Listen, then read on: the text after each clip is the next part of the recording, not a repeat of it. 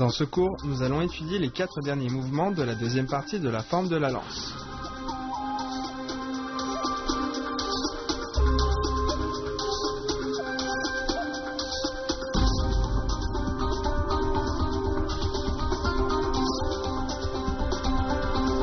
Passer la lance et piquer en bas.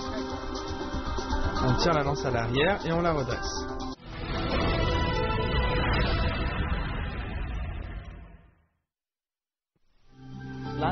Position du demi-cavalier, barrer, rabattre et piquer. Avancer, barrer, rabattre et piquer devant. Bien. Barrer, rabattre et piquer.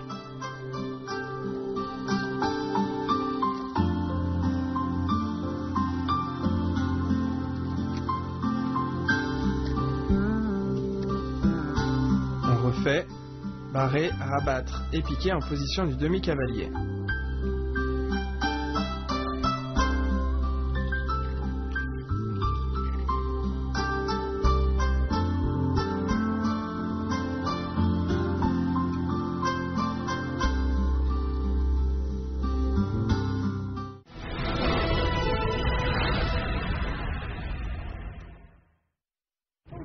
Tirer la lance et glisser le manche.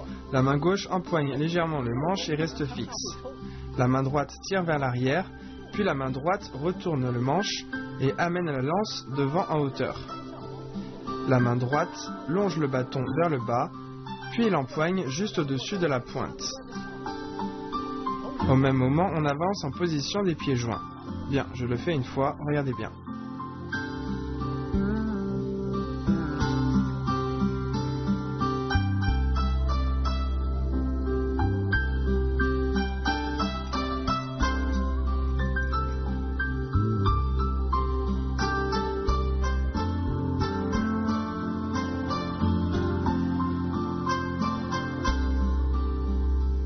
Revoyons, tirer la lance et glisser le manche.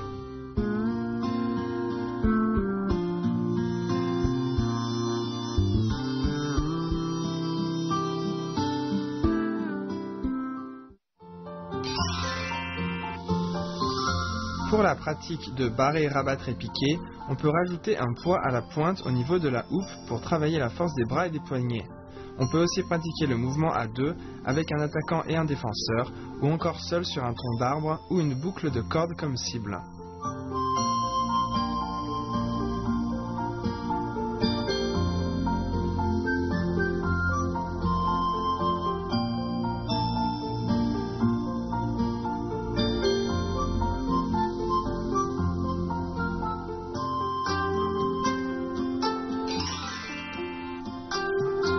Tirer la lance et glisser le manche. Lorsqu'on tire sur la lance, la main gauche ne doit pas bouger. Quand on fait glisser le manche, la main droite doit lisser le manche en direction de la pointe, de manière continue jusqu'au-dessus de la pointe. En même temps, on joint les pieds.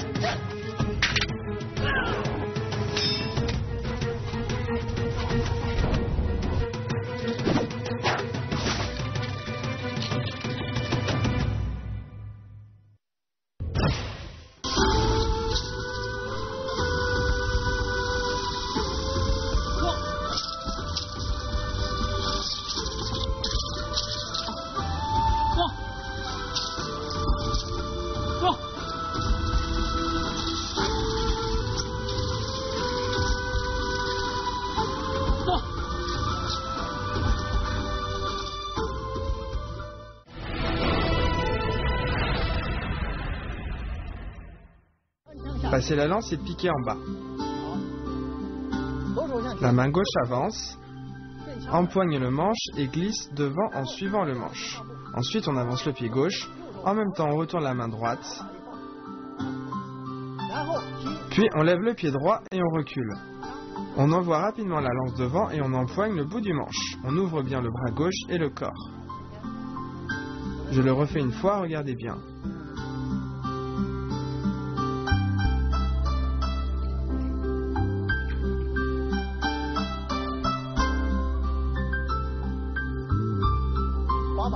Passez la lance et piquez en bas. On tire la lance à l'arrière, on la redresse, on avance et on la fait passer vers le bas. Attention lors de l'exécution. Quand on fait glisser le manche, il faut sentir avec la main devant pour empoigner rapidement le bout du manche. Il arrive souvent que l'on laisse la lance s'échapper. Donc quand on arrive au bout du manche, il faut absolument bien le saisir. Il faut également faire attention au mouvement d'avant. Lorsqu'on envoie la lance, la main droite doit glisser ainsi, puis en suivant le manche, venir saisir ici. Quand on redescend la lance, la main gauche doit pousser la lance, ensuite on peut alors et seulement la faire glisser vers le bas. Bien, refais-le une fois.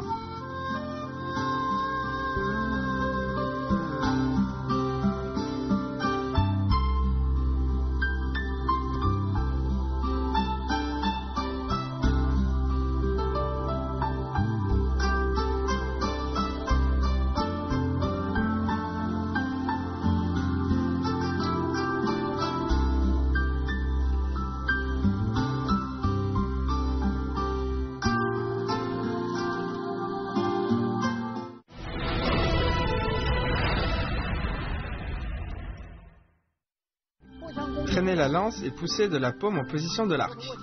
La main gauche empoigne la lance, on avance le pied droit, on fait tournoyer la lance au-dessus de la tête, on avance la jambe gauche et on lève le genou droit. Puis on vient piquer devant et on recule. Ensuite on ramène la lance en la traînant au sol, on plie les bras et on pousse avec la paume gauche en position de l'arc.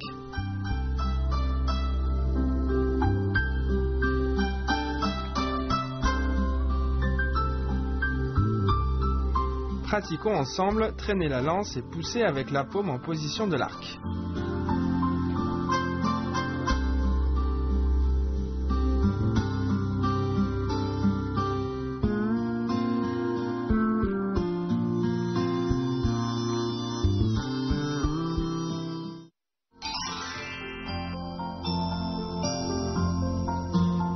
Passez la lance et piquez en bas. Le piquage en bas demande beaucoup de pratique. Après que la main gauche a envoyé la lance devant, la main droite doit être stable en saisissant le manche avec force et précision. C'est très exigeant au niveau de la coordination. Traînez la lance et poussez avec la paume en position de l'arc. Ce mouvement est le dernier de la deuxième partie de la forme.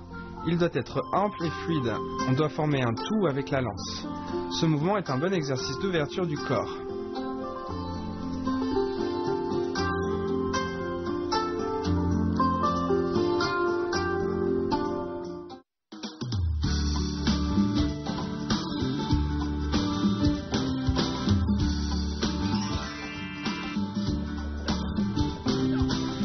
Zhao Yun est un célèbre général de la période des Trois Royaumes, de 220 à 280 après Jésus-Christ.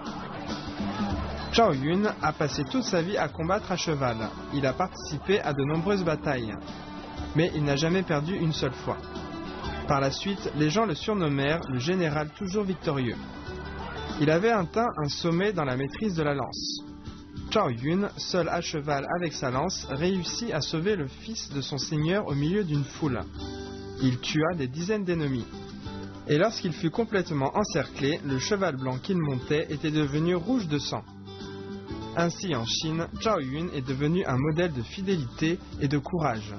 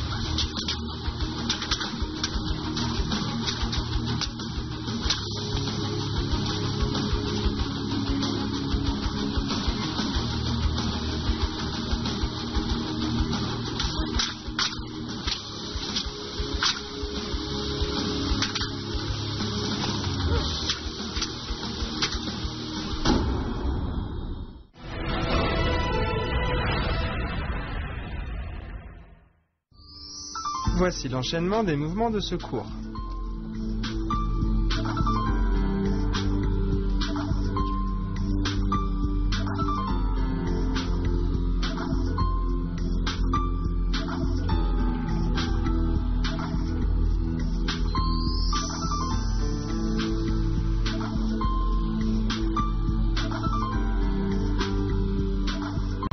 Regardons à présent l'ensemble des mouvements des deux premières parties de la forme.